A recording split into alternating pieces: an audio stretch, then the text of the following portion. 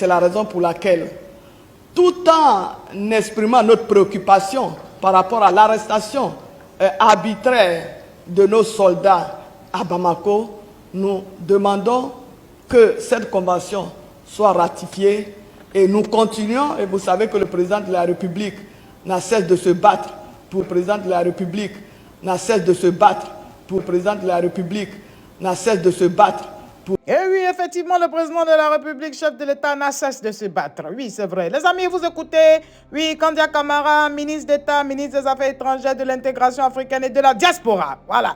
Écoutez-la, en fait, 46 soldats, elle parle de ça au Sénat. Écoutez devant les sénateurs. Écoutez-la. À tout à l'heure, les amis. Bye-bye. 3 soldats ont été libérés et il reste encore 46 toujours détenus à Bamako. C'est un événement malheureux que nous regrettons très sincèrement parce que la Côte d'Ivoire, qui s'est toujours montrée solidaire de tous les pays africains et surtout des pays de la CEDEAO, a voulu apporter assistance à un pays frère qu'est le Mali à la demande des Nations Unies. Malheureusement, pour des raisons que nous ignorons encore, nos soldats ont été arrêtés.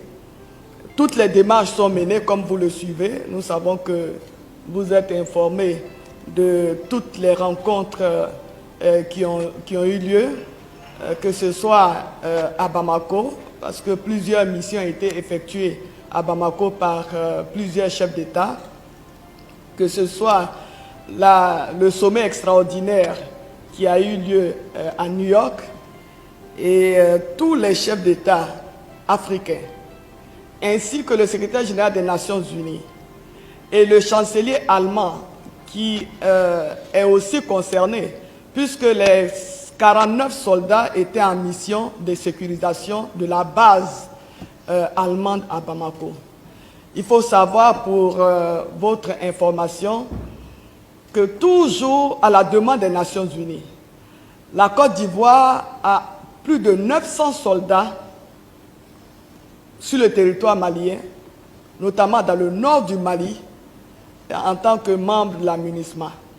Donc c'est dans le cadre de la MINUSMA que nous avons plus de 900 soldats au Mali pour venir en aide, en assistance à ce pays frère qui est en difficulté à cause de la situation sécuritaire qui est très préoccupante.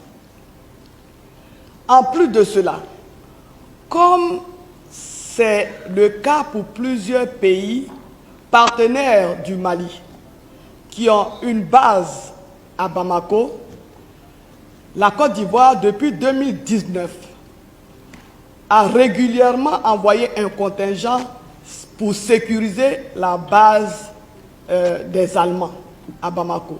Donc, en plus de 900 qui sont sur le théâtre des opérations dans le nord Mali, on avait 50 depuis 2019.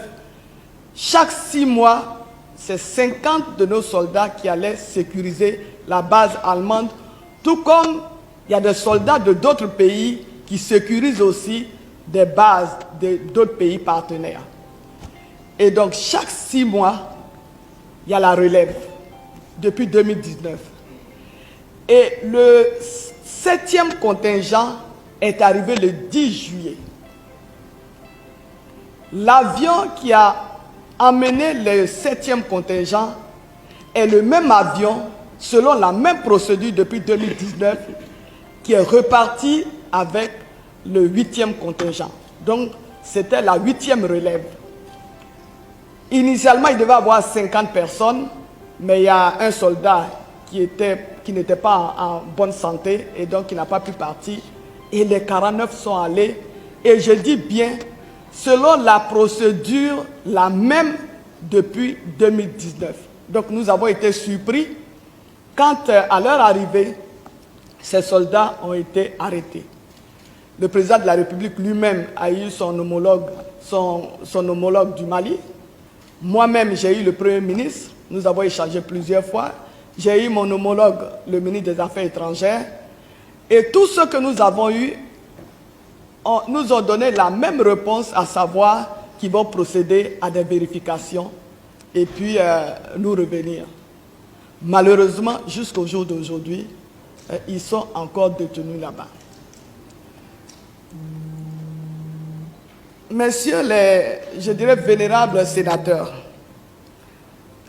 dans ma présentation, donc dans l'exposé des motifs, j'ai précisé qu'il y a 17 pays qui ont signé cette convention. Il y a 5 qui l'ont déjà ratifiée. Donc ce n'est pas une convention qui concerne uniquement le Mali, mais c'est une convention qui concerne les pays, plusieurs pays africains. Donc je voudrais solliciter votre compréhension pour dire que la ratification de cette loi ne gêne en rien, ou alors je dirais plutôt, l'arrestation de nos soldats ne doit pas empêcher la ratification de cette convention qui ne concerne pas que le Mali, mais qui concerne plusieurs pays africains.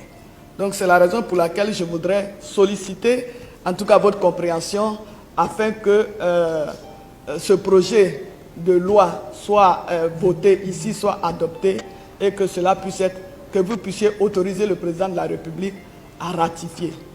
Et vous voyez les intérêts de la ratification, comme je l'ai dit.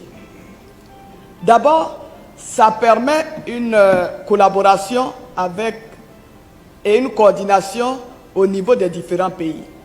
Ça nous permettra de partager les informations. Ça permettra d'assurer la délimitation de nos frontières. Cela permettra aussi l'intégration au niveau sous-régional entre les populations vivant de part et d'autre des frontières. Et cela permettra à la Côte d'Ivoire de bénéficier de financements pour justement régler les questions ou adresser les questions sécuritaires à nos frontières, les questions d'ordre social à nos frontières et surtout renforcer la coopération et l'intégration sous-régionale.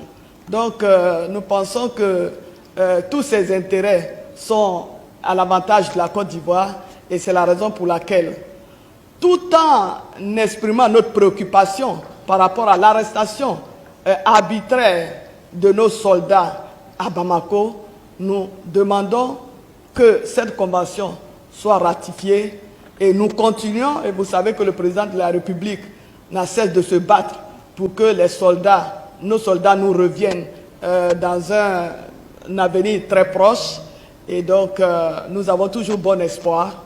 Nous avons bon espoir parce que tous ceux qui font la médiation, à commencer par le président du Togo, qui lui-même a pris l'initiative d'entamer une médiation entre la Côte d'Ivoire et le Mali, que ce soit le président de la conférence de la CEDEAO, le président de la Guinée-Bissau, que ce soit les délégations qui se sont déplacées à Bamako, avec à leur tête le président du Ghana, tous ceux, que ce soit le président Macky Sall, le président du Nigeria, tous les chefs d'État et aussi le secrétaire général des Nations Unies, parce que les Nations Unies sont concernées par ce problème, tous ceux qui sont impliqués dans la résolution de ce problème nous donnent espoir et nous rassurent que nos soldats vont nous revenir dans un avenir très proche. En tout cas, nous avons tous espoir. Nous avons tous espoir. Sur ce, les amis, moi, je vous laisse ce que je voulais partager avec vous. À tout à l'heure. Bye bye, les amis. Bye.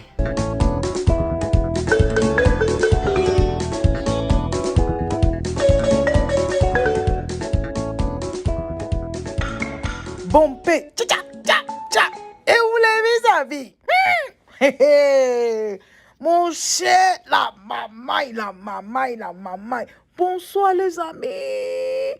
Bonjour, bon après-midi, dépendamment de votre position, les amis.